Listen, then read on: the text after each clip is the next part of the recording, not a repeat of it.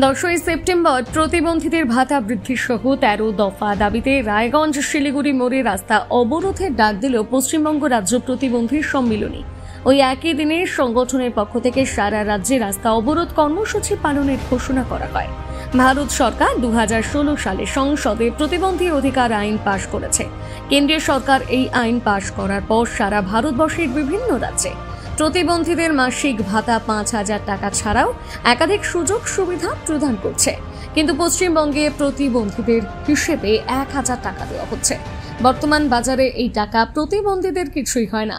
রাজ্যের প্রতিবন্ধীদের ভাতা 5,000 টাকা করা সহ একাধিক দাবিতে রাজ্যের প্রতিটি জেলা, মহকুমা, ব্লক স্তরে স্মারকলিপি দিতে চলেছে পশ্চিমবঙ্গ রাজ্য প্রতিবন্ধী সম্মিলনী। শুক্রবার এই দাবিতে উত্তর দিনাজপুরের ইসলামপুরে মহকুমা শাসকের কাছে স্মারকলিপি দেওয়া হয়। সংগঠনের জেলা সম্পাদক উত্তম গুহ জানিয়েছেন, প্রতিবন্ধীদের জন্য বিভিন্ন রাজ্যে বিভিন্ন রকম ভাতা চালু হলো। আমাদের রাজ্যে 1,000 টাকা মাত্র ভাতা। আচ্ছা বলুন তো, 2011 সালে একটা মুখ্যমন্ত্রী ছিল, সেই মুখ্যমন্ত্রী 7,540 টাকা ভাতা পেত। আর বর্তমান মুখ্যমন্ত্রীর বেতন কত জানেন? 1,70,000 টাকা। আর প্রতিবন্ধীদের ভাতা কত? 1,000 টাকা। আমরা চাই 5,000 টাকা প্রত্যেকটা রাজ্যে যেরকম চালু আছে আমাদের রাজ্যেও চালু করতে হবে। এতে যা হয়, যেখানে যেতে হয় আমাদের সংগঠন প্রস্তুত, মৃত্যুবরণ করতেও প্রস্তুত। গুলি না চালালে আমরা শিলিগুড়ি মোড় পথ অবরোধ উঠবো না, এটা কর্মসূচি আমাদের আছে। আমাদের ভাতা ওই ঘোষণা করবে, তারপর আমরা উঠবো। তারপরে এটা 10ই সেপ্টেম্বর, সেই উপলক্ষে আমরা প্রত্যেকটা মহকুমা শাসক, বিডিও অফিস সব জায়গায় ডেপুটেশন দিয়ে জানাচ্ছি, ওনাদের জানাক আমাদের কথা। যদি না শুনে তারপর গোটা রাজ্যে একদিনে একসাথে আমরা পথ অবরোধে নামছি। এটা আমাদের কর্মসূচি রাজ্যব্যাপী হবে, আপনাদের মাধ্যমে জানিয়ে দিলাম। ইসলামপুর মহকুমা শাসকের কাছে স্মারকলিপি দেবার পূর্ব ঘোষিত কর্মসূচি থাকলেও তিনি দপ্তরে না থাকায় প্রতিবন্ধীদের স্মারকলিপি নিতে পারেননি।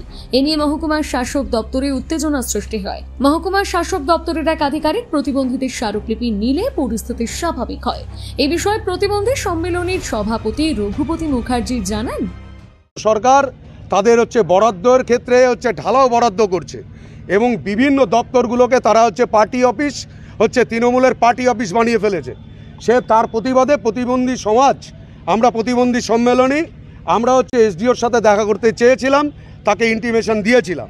কিন্তু দুর্ভাগ্যের বিষয়, এই ইসলামপুর মাননীয় মহকুমা শাসক তিনি আমাদের এখানকার যে শাসক দল, তার নেতাদের সাথে ঘুরতে তিনি ব্যস্ত থাকেন, তিনি বিভিন্ন প্রোগ্রামগুলোতে থাকতে ব্যস্ত থাকেন, অথচ সমাজের পিছিয়ে পড়া প্রতিবন্ধীদের জন্য তার সময় হয় না।